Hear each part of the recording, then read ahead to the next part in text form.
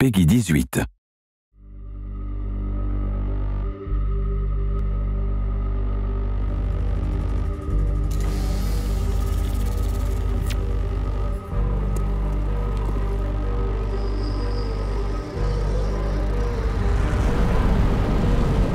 T'as peut-être assez de cran pour te battre, petit. Mais moi, je suis là pour t'apprendre à utiliser les techniques et les outils qui permettent à la résistance de lutter à armes égales avec l'APC. T'es encore un bleu, mais si tu montres que t'es capable de te débrouiller, alors ça pourrait rapidement changer. L'armée populaire de Corée contrôle toute la ville.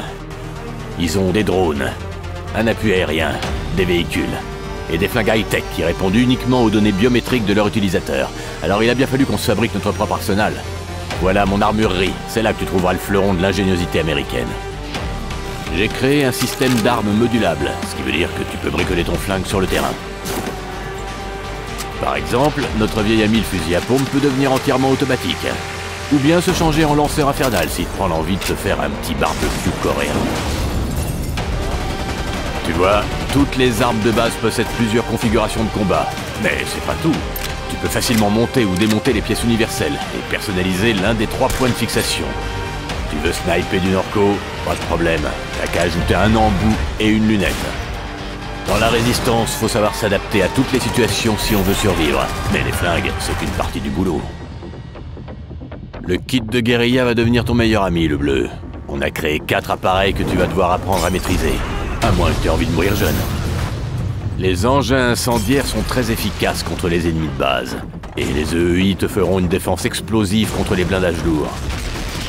Si tu préfères les trucs plus polyvalents, essaie l'outil de piratage. Tu peux faire griller les caméras de sécurité ou retourner les drones et les tourelles automatiques de l'APC contre eux.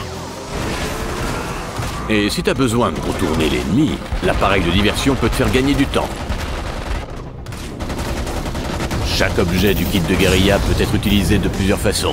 Tu peux les lancer, les activer à distance ou les utiliser comme piège. Mais mon petit préféré, c'est la voiture téléguidée. Y a rien de mieux qu'un explosif avec des roues. Tu peux fabriquer tout ça sur le terrain, alors pense à faire de la récup. Tous ces trucs te serviront à rien si tu sais pas les mettre en pratique. C'est pour ça qu'on étudie les tactiques de guérilla. Prépare-toi avec les barils. Apprends à tendre des embuscades, marque tes cibles et lance ton attaque surprise au meilleur moment. Barre-toi vite fait avant que les renforts débarquent. Si t'as besoin d'aide, tu peux recruter d'autres combattants de la liberté pour se battre avec toi. T'es mobile, mais t'auras besoin parfois de plus de vitesse.